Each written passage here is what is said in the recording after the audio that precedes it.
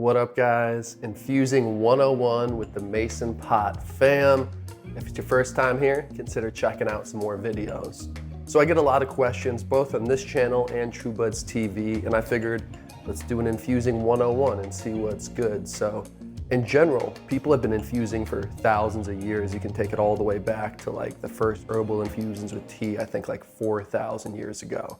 But in this video, we're primarily going to be talking about cannabis and hemp infusions. And with this, you can infuse so many other herbs out there, but that's going to be the focus of this video. So let's go ahead and dive on in. Firstly, with the cannabis and hemp component, I often get asked, can you infuse hemp, CBD flower, other stuff, concentrates? Yes, you can. Whether it's cannabis or hemp or even THCA flower, that can be infused. And if you're not aware, we'll dive into the decarbing and all that stuff. But really, if it's a concentrate, any flower like that, you can make your own infusions using what I like to call the trifecta of infusion mediums. Olive oil, butter, coconut oil / MCT oil are the top three. I also have a video I'll link down below with some other creative ideas. Essentially, all you need is a fat binding source for whatever you're infusing to bind to. That's why MCT oil is so popular for tinctures and other edibles as well. You can also even infuse with a high proof alcohol. And the benefit to that one, even though I don't do it as much, is it dissolves a little better in drinks. But there's also ways to do other stuff with all these other oils that we'll get to here in just a moment. Active versus passive infusions. So a passive infusion, you're just gonna take your straight up herb, hemp, or whatever you're infusing and put it in your oil. Then you're just gonna heat that up around 190 to 220 degrees. We like that 190 to 200 degree mark here at Mason Pot, but that's passive. So you're not doing anything to the herb before you put it in the jar and start infusing. Now, the most common that I do the vast majority of the times to get the full potency and kind of bioavailability of that THC in there is an active infusion. Active, just think activate, decarboxylate. So what that means is you're gonna take your dry herb or concentrate, you're gonna put it in the jar and you're gonna heat it up, typically 240 degrees for 40 minutes. This is gonna activate whatever you're using. So you have to add heat to it to really get the best use of it. So think about it like this. Most people are looking for THC edibles, but inherently the flower itself is THCA. It takes heat to convert that into THC. So that's why THCA flower at a hemp shop can work just as good as what you get at a dispensary, because essentially you're activating that. I like to compare it to like a bowl, bong, joint, whatever. It takes that little flame, it takes that heat, or even vapes take that heat on there to get it activated and get it going. Ratios. Common questions I get all the time is like, how much oil to flower? What should I do? And that kind of depends on you. Are you a high dose person? Are you a low dose person? I'll give you an example of something I would do using, let's just say, an eighth 3.5 grams of flour.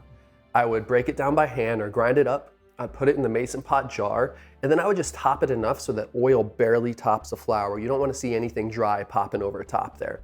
I do that to get the most potent absorption, most potent infusion at the end.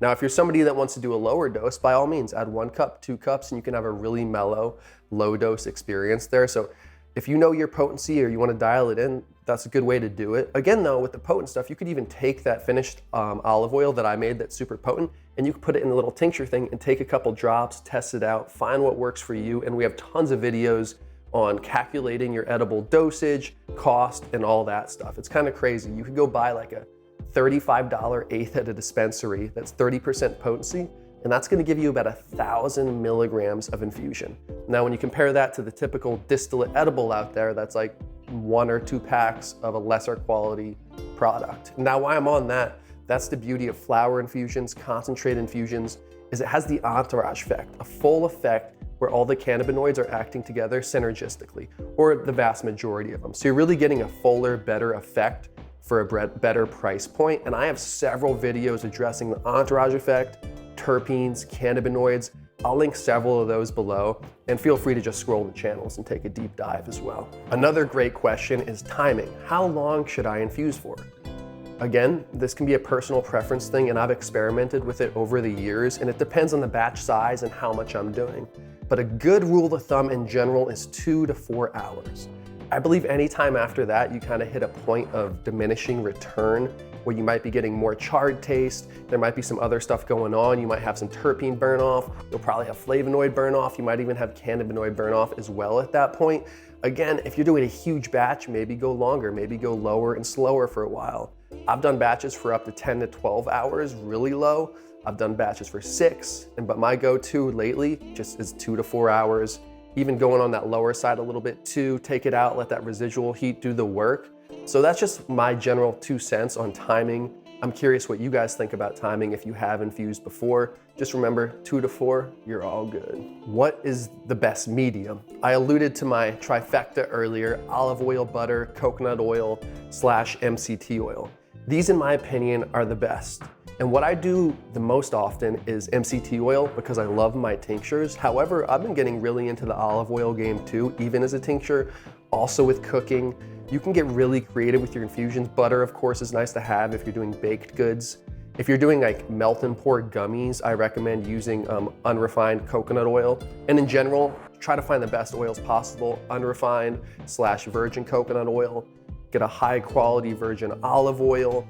Get the best MCT oil you can find. I like using high quality butter like Kerrygold. So if you're gonna take the time to infuse it, it's really worth getting that premium because you're gonna be making a premium product at the end. That's gonna be a really tasty, whatever you're trying to turn it into. But again, I'm a huge tincture guy and I just like doing a couple drops. Really simple. You know all you're getting is that oil and the plant. And especially if you grow or know where you're getting it, you have full control. Is one of the most beautiful things too about the infusion process.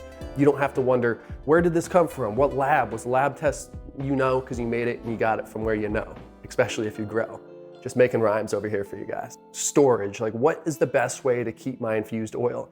I recommend keeping everything in the refrigerator. There's oftentimes I have tinctures where I'll just leave them out, no biggie. You can leave them out on your counter, olive oil, MCT oil, but as anything and you want that longevity with it, why not put it in the refrigerator, right?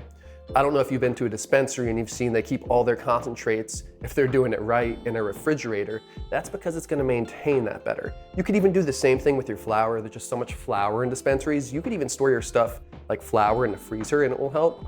But in general, it's better to keep it in a cool, dry place and it will just increase that shelf life, especially if you're somebody that consumes a little less. All right, guys, last but certainly not least, uses. How can you use your infusion?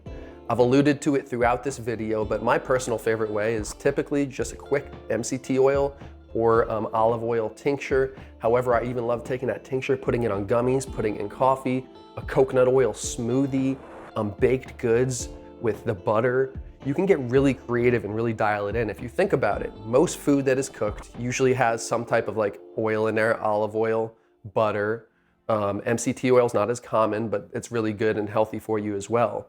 And you can really, I've seen so many people already getting creative with the Mason pot. I have some cool things coming. I'm gonna be doing an infused bacon marmalade. You can do infused really whatever you want. Think of what you have butter to, infuse it. Wake up in the morning, toast a piece of bread, wipe some butter on there. Wake up in the morning, brew your coffee, throw a little scoop of infused butter in there. A little, coconut oil. For lunch, if you're trying to have a whole infused day, what are you eating for lunch? Just throw a little drop on there, infuse it, whatever. I'm just going on a rant here because I think it's limitless.